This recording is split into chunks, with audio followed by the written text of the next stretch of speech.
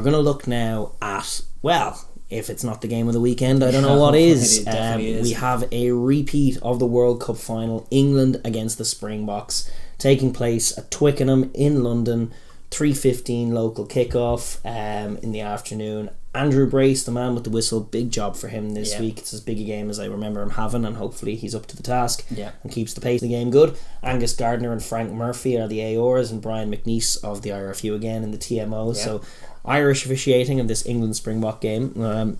I guess they figure we're biased enough against both. Perhaps. Neutral. All tries chalked off. Everything is crossing, guys. Sorry. Sorry, don't think that one counts either. I mean, this is obviously the crescendo of quite a bit of media chat as well as everything else. Well, there was a fair bit of colour that I had it based on the histories, and I will run through it, but obviously it's been marked by the whole Rassie situation this week that has it's funny that it didn't happen like next week when because they had that ruling a few weeks ago. They could have like released it after any month. Well, they had the hearing, and now they have the ruling, but we'll get into that a little later in the show. If you're interested in seeing it on the main show, it's at the end in our Rugby News of the Week segment, but at the time being we're going to just look at the rugby, and as you say, it's been a colourful history between these two sides. The Springboks, as the Southern Hemisphere teams do, have the edge overall with a record of 26-15. But it's actually honestly been more dominant than that. True. England had a real run of games against them in the Clive Woodward era around the turn of the century when the Springboks were kind of nowhere. And England were one of the best, if not the best team in the world. On the way to winning World Cup at that stage. And on their way to going to New Zealand and winning tours there. They were that good, that Woodward team back in the day. But since November 2006, when the Springboks got a win against England, it's been just one-way traffic really. It's 14-3-1 is the Bok record since then. Obviously the last time they met was that 12-11 game with the Farrell shoulder gate in Twickenham, which was I think the first and only time that Rassie since Rassie took over, the Springboks went to Twickenham, and that'll definitely be a point that they're also looking prompted to another little right. barb at World Rugby, didn't it? He was posting that video of the tackle bag thing of like one of their back rowers leathering a tackle bag with good technique and going like, no, shoulder higher. Perfect. Like he's always had a bit of niggle to him. It's definitely he's never been a lover of the powers that be. No, it's true. It's definitely a colourful game, and we're going to start just looking at it from the point of view of the hosts, England, and they have named their team this week, and I think there's no headline bigger than the fact that Marcus Smith has the reins of this offence in a big game. Yes, he does, and he has some good units either side of him to help him out. It's exciting. It's exciting because he was on that. He came up on that Lions tour as well. Obviously, after his like monumental rise last season, that he was well earned. And he played a decent game in what was a terrible game last week against the Wallabies. He kind of found the moment of the match was the try that he kind of set up with a nice pass. So I'm glad to see him getting the reins fully here. Obviously Farrell has actually been forced out through injuries, so that kind of made that decision for them. But excited to see how he goes. But he's not alone in that England squad. They do have other units that perhaps he won't even be the deciding factor, as is often the case in these Bok games. For England, you have Bevan Rodd, Jamie Blamire and Kyle Sinclair up front, and the starting front row. Big tests for those guys. They need to be locking down. Sinclair obviously went down very early in that World Cup final, so we didn't get to see after his great vein of form how he stacks up against Springboks scrummaging. And obviously like fresh guys like Bevan Rodd and Jamie Blamire, very inexperienced, green. They do have on the bench, I think they have Marler to come in, and hoping for and the Will Marler Stewart duty. And Nick Dolly as well is another front row, but they'll be facing up against those monsters that the Boks have, and it's curious to see how they go with that. They do have Maro Itoje and Johnny Hill, which is their heftiest of locking their back five is strong. Let's be real, it's very strong. It's the same back five that they had in the last game as well, with Courtney Laws captain from 6, Tom Curry at 8 and Underhill at 7. Very good pack, generally just very good pack, but it is as big a test as any pack will ever have to face. And they've gone 6-2 again themselves. They've gone Sam Simmons and Alex Dombrandt, so they've both two big barnstorming number 8s to bring on if they need them. And Charlie Ewell's an absolute unit as well, and they're hoping that the Marler Juju And he is a remarkably wily scrummager. Like he's a bit like a Castro Giovanni at loosehead style player, where he just finds a way to make it a mess against any scrum. And so I definitely to do against Koch. Though, he will. But I mean, I think he's done it before against Koch in a Sarries context. Like he does mix it, just Joe Marler, and they'll be hoping that he can do something similar again. But I mean, the real question for me, like, it's such a conundrum that it's the question that's been probably the most asked in media, and certainly English media over the last year, is how do you beat South Africa? And I think we've seen it done exactly once. I mean, the New Zealand model is no model to follow. Lose in every area of the pitch and then be just unfathomably clinical and somehow win the game that way. And just by you get 3 chances, you score 3 tries, and then hustle the rest of the game. I think the Australia game is probably where you saw your best chance at some inroads, and the way that they managed to, first and foremost, they managed to kind of shock Dale Indy in the contact through Karevi. They blasted them back on the inside, and then from there kept the tempo of the game so high that the Boks couldn't reset without being offside. Froze guys like Am out of Am and his read out of the game because it was a discombobulated defence. You've already occupied the inside defenders, who last game it was Etzebeth shooting, but generally it's been Quagga in the absence of Peter Steff occupying that inside blitz, Dale Indy being the rock in the middle, and Am shutting down the outside. How do you occupy them? We saw Scotland try with creativity to find the outside somewhat prematurely sometimes. They have, with their selection, they've indicated that it is that Australian model you're looking at. Like, obviously Marcus Smith, we were saying, is at 10. Manu Tuilagi returns to his rightful place at 12 in this England side, with Henry Slade outside him, and you can see Tuilagi is in a good mould to try and do a Karevi impersonation, although he was on the field in that World Cup final and he was bullied too. He's actually lost weight since then, and Dale Indy's a big unit as well. It's a tough task for all of these guys. You've got to run sharp and hard and into Dale Indy and try and win that contact. And then the other thing that they have to do, and I think the absence of Jamie George is such a blow in this regard, is that like what we saw with Ireland against the All Blacks, the interplay between forwards, such a valual part of the inside offence. You want to give them different looks, get guys over the gain line by being deceptive. Kind of, you can milk a few penalties for Boks overcommitting and smashing the wrong man, and you may have to take a hit for it, but you'll get a penalty.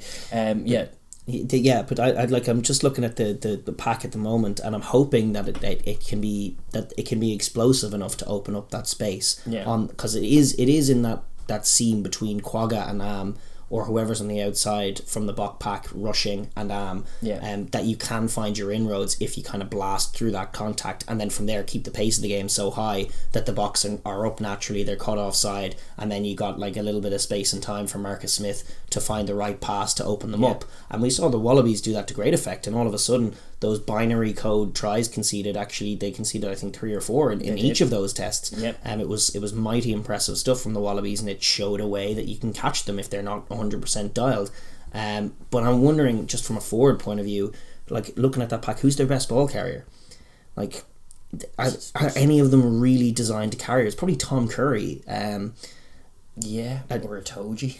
Toji's again, a Toji like carrying. Actually, Blamier has good turn of heel as well. Sinclair can be decent. I mean, on the inside though. No, like, I know. I hear you. I actually I like Sinclair as a pivot. I actually like what they have on the. They have Dombrand, obviously you alluded to, but Sam Simmons is there as well. So if they have managed to do the work to be in the game in that final quarter and stuff, those are guys who can be game breaking in the carry as well. But I do take your point. They're very it might be a little imbalanced. Very physical, but maybe slightly imbalanced. Is there a number 8 on that How are team? they going to win the ball back properly with this kind of back row? How are they going to carry in a robust fashion against what is a frightening defence? Well, it's definitely a back row that can defend. Like Underhill and Curry have excellent jackal game, and Courtney Laws is a wonderful tackler. True. Like that is plainly evident. And also you got Maro Itoje in there. I think you've got the capacity certainly to be miserly with what you give up on the inside to the likes of Etzebeth. But on the other side of the ball, on the offensive side of the ball, like, it's so important to find a way to get moving against the Springboks so that you don't end up playing their game against them again, like so many teams do. Like they did, they very much did in that World Cup final. Like, they could not buy a contact to save their lives in that game. And then from there, as we've seen before, and they are still guilty of it, like they have a lovely ideal tempo when they can manage to win a bit of gain line and get themselves purring, and Marcus Smith is a perfect guy to kind of get that going if they can at all. But shy of that so far, they've been a little stuttery in terms of how they generate anything on the multi-phase once they're kind of being hit very hard in the contact, which doesn't happen very often. They match up very well against almost any team in World Rugby. Springboks is their worst matchup in World Rugby, because they like to, it was true back then, it is still true, they like to be bullies, they like to lead from the front by winning gain line hard and fast. That's why the likes of Manu Tuilagi so popular and so successful for them. But you can see when they meet a pack, this is the one instance when they meet a pack that is sometimes meaner than they are and more physical than they are innately, and it doesn't tend to do the English psyche very, very well. No. They like being bullies. It's the same reason that they have never lost to Italy, say, whereas Ireland have recorded a loss to Italy and stuff, and France, and all of these have had blips, whereas like when England are confident that they're better than you, they'll rack up a score, particularly in Twickenham. But when they're a little bit in doubt of that, as they undoubtedly are, because last time out was the World Cup final and they lost it pretty comprehensively, it's a tough ask for this pack to kind of just to play a good solid game that gets them go forward. It's going to be tough for all of them. They will need to win gain line, there's no doubt about that, and they have done, like there's been some videos posted on like rugby pass of them training on the beach, pulling a big car, classic, and then training in the dark. And Eddie Jones is out in the press saying like, we have to prove to South Africa that we don't have a weak pec, and all of that is true. They do have to front up, they do have to be physical. But Eddie Jones's England at their best were always a smart team, and they always managed the first 10 minutes of a game, like when they were at their best, to a T. Like they'd pin you back, they'd force you to exit in a certain way that set up a line out, and then they had a perfect plan to unpick your defence. They should go off back to that, because they were doing that to great effect in that World Cup until they met up with South Africa, because like tactically, and speaking of like it seems like a good idea to target Willie LaRue in the air, which they did off restart, but he gobbled every one of them up, and it nullified what had been a great strength, which is exactly that: pin them into their own corner, force a box kick exit that results in a line out to yourselves, from which you have a plan that you've been drafting 3 all and 4 week or long. 5 phase plan to unpick them. We saw them do it to Ireland to great effect. We saw them open that semi-final against the All Blacks with exactly that. Pin them back, generate an offensive line out, move the ball, win contacts, be proactive and speedy, and generate that tempo where the opposition can't lay a glove on you. There's constant mystery as to where the ball is going. All your carries are dynamic and brilliant, and then ended up getting a score. They did that to pretty much every team. Obviously they've never done it to the Springboks, but that very much is what this Eddie Jones blueprint is. It's less about just fronting up and being physical. It is about that to some extent, but it's also about being smart and tactically plotting your way, especially at the beginning of the game, through those opening minutes, and then forcing the Springboks to react from there. And like if you can discombobulate them, you won't need to score a try every play, and if you keep the ball too long in the middle third, South Africa's defence probably will Scotland punish will show you. Yeah, they probably will punish you. You have to pick your moments. Pick your moments to kick and stuff like that. Like there is a kicking game that you can play, and England have a very good attacking kicking game, but in the World Cup we saw them not be proactive, and they were playing South Africa's attacking kicking game. Out of ideas in the middle third, box kick it up, slow tempo game, drop ball scrum, lose that scrum, like all of that's bad. Whereas if they are putting some of that deceptive shape on it, moving the pill around, being both physical and sharp on the offensive line, then after a few phases, if you don't feel it's coming, then drop it on the toe when they're still reeling, when the back three is discombobulated. Things like 50-22s become an option. Like they need to, like that attacking kick to Johnny May. I know Farrell's not in it, and that's normally his MO, but like Johnny May's out there. Marcus Smith will be aware of that. Joe Marchin's no slouch on the other wing as well. Like big test for obviously that new halfback partnership for them, and for their very good new fullback Freddie Stewart, who had a great start to the season and had a great game last week. Massive test for him. I know Jason Robinson has cited that opening World Cup pool game, I think in 2007, when they got absolutely pumped by them, as the toughest task he's ever had at fullback, where you train all week, high ball, you know that it's going to come with an absolute smash every time, and you just have to dust yourself up and get back on. And he will be introduced to a proper top level test match rugby. A level of physicality that he's not yet experienced in the game. So it remains to be seen how he copes. Same is true of how Marcus Smith, does he bounce back up to his feet if he gets smashed by Etzebeth like Russell last week, or does he feel a bit ginger and slow down? I think he does. I think he bounces back up. I think so too. I really rate Marcus Smith. I think he's already rising to the top of the game, and here he is in the England 10 shirt. Didn't even take him that long. He's sky's the limit for the kid. For sure. England starting 10 barring injury coming into that World Cup, I would think, and going from strength to strength. Love his mentality, love the style of player he is, but I also think he's He's got some like in NFL with some Mahomesian qualities to him. Like he's got techers but balls as well, and he can pull out a big play. And I'm excited to see him have a rumble against this Springbok defence, which has been eating teams alive routinely in the passing game. And certainly you're right to say that working in the offensive kicking game, if that inside crash isn't working in probing kicks is definitely a good thing, and catching them if they're a little if their line is a little high, checking their line and trying to work in some space. We saw Scotland have some success with that. We know that Marcus Smith, like Finn Russell, has a delicate little chip in him that can expose a blitz defence if they are up very quick and leaving them behind there. A bit of heads up footy and a bit of proactivity from them. They also like the intangible factor that they have is it is in Twickenham. The last time they were in Twickenham, they did edge it, a very tight one, as we were saying. Like, it won't take much for this crowd to get right behind them because they desperately want to beat the Springboks. So, like, a few big tackles here, a few big jackals there, and suddenly you have a bit of momentum. Like, the Boks are not unbeatable, but they are very, very, very tough. But, you need the extra man, and it involves a bit of positive play to get them from a murmur to a proper raucous roar. And it's been a long season for the Boks. It's their last game. You can make them feel tired if you can start to get that Twickenham squeeze going. That is very much their MO. No question. And you can beat this Bok team as well while losing many matchups with them, I think is one of the other interesting facts about them. Like, true. And that's a fact that England have not been able to expose. Other teams are better. Like Wales are great at that. Like lose a load of matchups and still be in the game by a score. As they did again earlier. England tend to get discouraged, but like we saw with Scotland last week, in the opening 10 minutes, I mean, blown away at the scrum, blown away at the line-out, blown away in the contact area, but hustled on the goal line. And all of a sudden, if you can just mind your P's and Q's such that you don't give up the Springboks what they want, which are, the kick chase tries, the defensive tries, the maul tries, if you can be miserly in terms of giving them up, all of a sudden the Springboks are going to have to work really hard to make their dominance count on the scoreboard. And then it just takes one or two moments on the other end of the ball, and all of a sudden you can come out with an unlikely win. This is it. Things like defensive maul, you're dead right to cite. Like, Itoji's brilliant at it, but so is Johnny Hill, so is Courtney Laws. Like, all of them telescopic limbed. They will need to be trying to stuff that. Limit the ins. They don't have the most varied styles or manners of scoring as a team anyway. If you can just systematically limit them by being accurate and being game, then slowly but surely you can try and edge this contest at home with the help of that 16th man, and just make them feel the pressure of a long season and a raucous home crowd on top of them. That's the MO for England. But for the Boks, you got to bottle some of that anger juice that you have, some of that injustice chip stuff, on chip the shoulder, right there and right there, ready for smashing Englishmen with the chip on the shoulder. They got to be bullish and be bullies here. It's the same. Like, it's tough to preview because just do what you did in the World Cup final. Like, be exemplary in all areas of contact. Be ferocious off the line.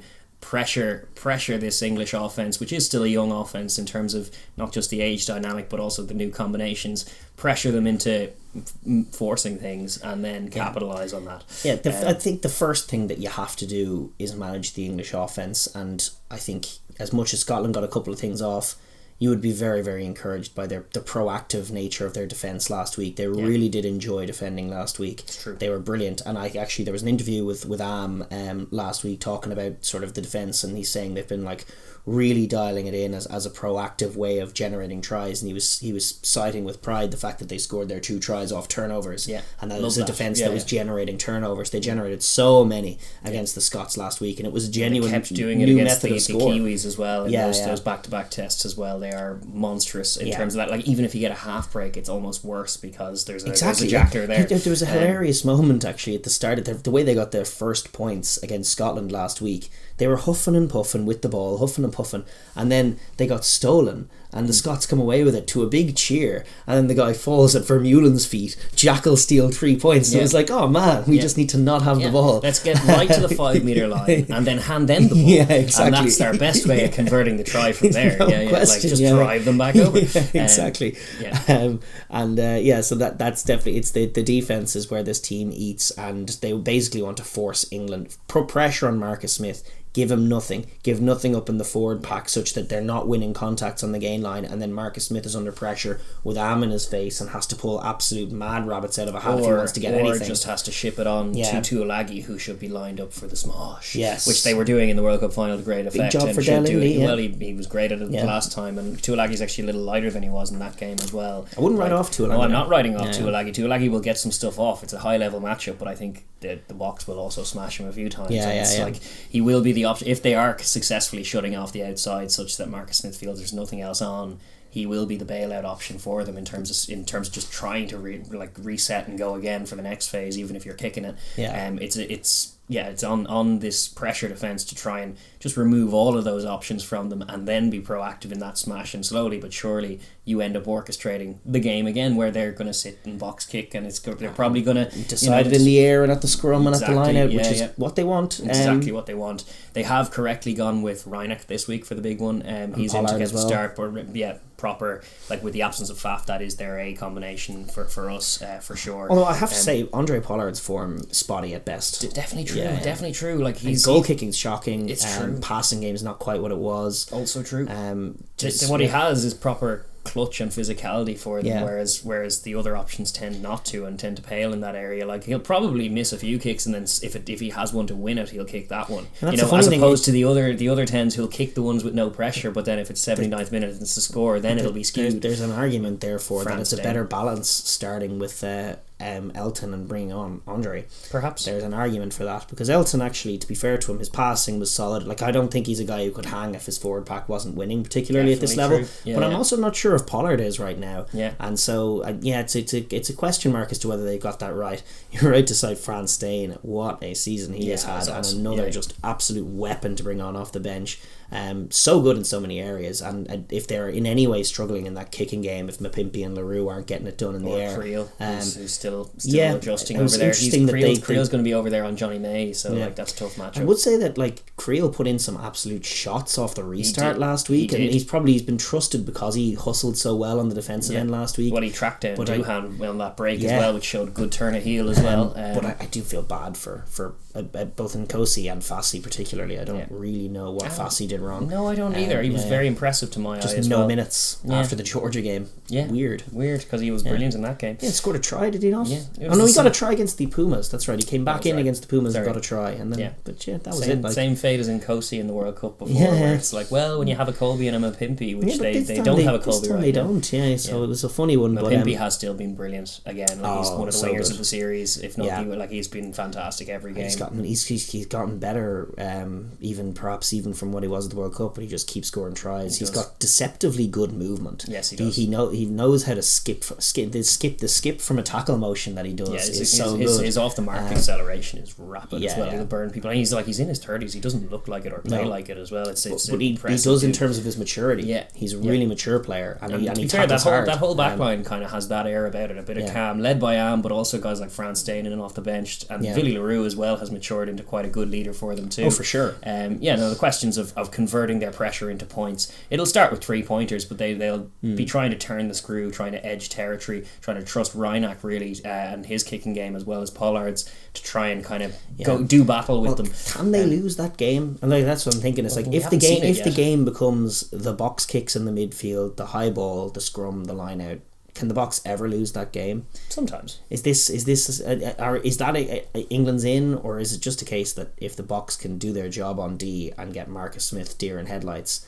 that's enough, that they'll probably win? That probably is enough. Their pack is so mighty, and Etzebeth's form so good, and Mostert's on the bench. Are they really going to lose line-out matchups? It will have to be a monstrous show from the likes of Itoje. It would have to be like a complete star-studded, stealing the spotlight. I am the best in the world in my position, no doubt about it. Here I am, from Itoje, which he has done once or twice. He's definitely made our own James Ryan look silly on occasion. In the game that the Lions won, he was brilliant. The source of all this Rassie gate, Itoje had a very fine game that day. He did, and he is a handful in the defensive maul end. And Safas will be going to that maul setup, and with Diaga and with Etzebeth, it's very tidy. But when Moster comes in the second half, it gets even tidier. I think he's perhaps the best kind of low loader of them all in terms of when he gathers a line out at the back, he sets a very good wedge, and I don't even think Itoje would be powerful enough to stop it if they're accurate enough in that. Just try and be accurate in the transfer and take Itoje out of the game. It might be the case that England edge it in the first half, but then that bomb squad pack is just very good. You saw it against Scotland, like it just takes stuff out of you. Every contact just takes stuff out of you. If you're a video game camera or a character, your health bar just goes diminishing by each contact with these Springboks, and it's very often that's the way they like to play. It's just wear on you physically. It's why they don't have the love from the match officials. Certainly from Kiwis and Aussies will want to see, don't just ruck the 9, don't make the ruck a mess, and it's like, no, why not? I'm going to disrupt the 9, make the breakdown a miss, and then smash them. Turnovers. That's what the team is about. But also penalties, and then also they're going to have to score some tries, and that's certainly a constant point of emphasis for the Springbok team. Is not to play a great game without scoring tries, because that's how you get caught. The last time out they scored 30, and it was like so it was very good. They're in good form, and Mapimpi in good form and stuff. They'll be hoping to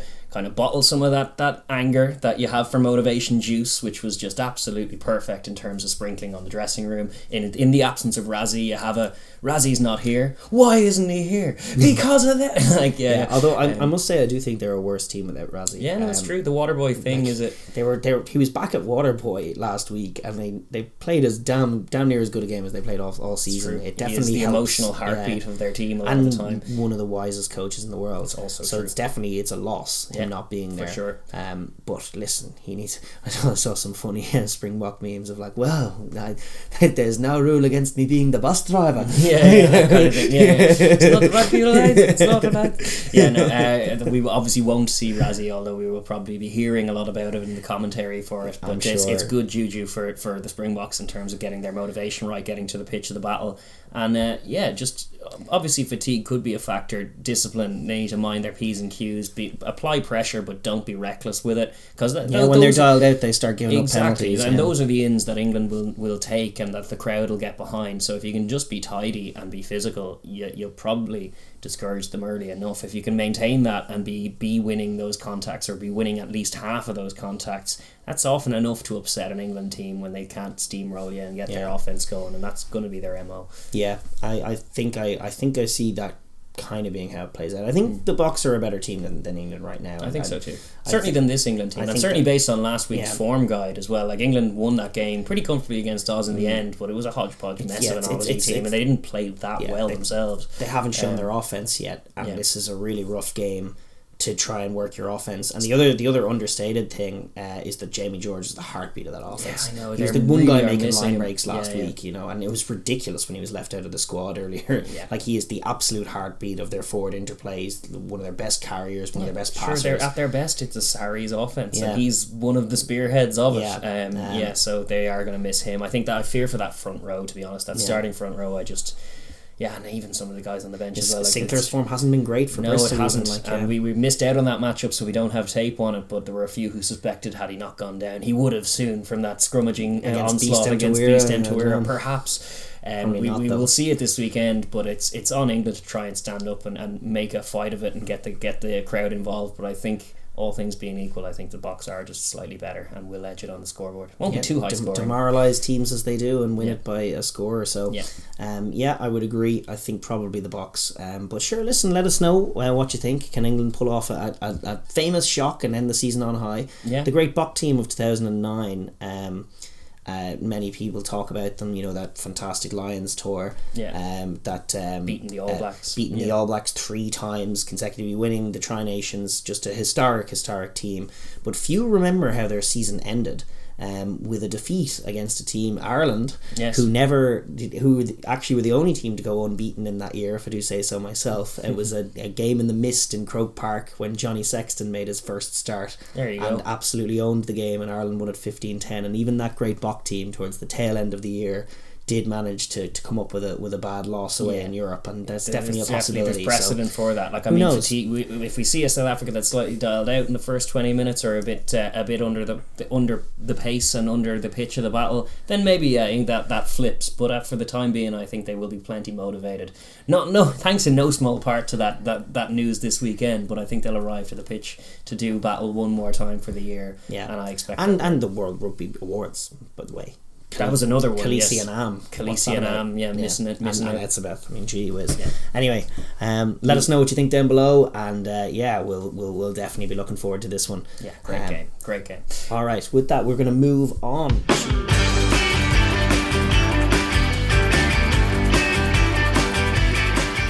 Thank you very much for tuning into the Overlap Rugby podcast. If you're new here, please do like and subscribe and ring the bell as well so you'll be notified when we upload. But mainly, drop a comment down below as well. We love hearing your thoughts on the rugby. Cheers.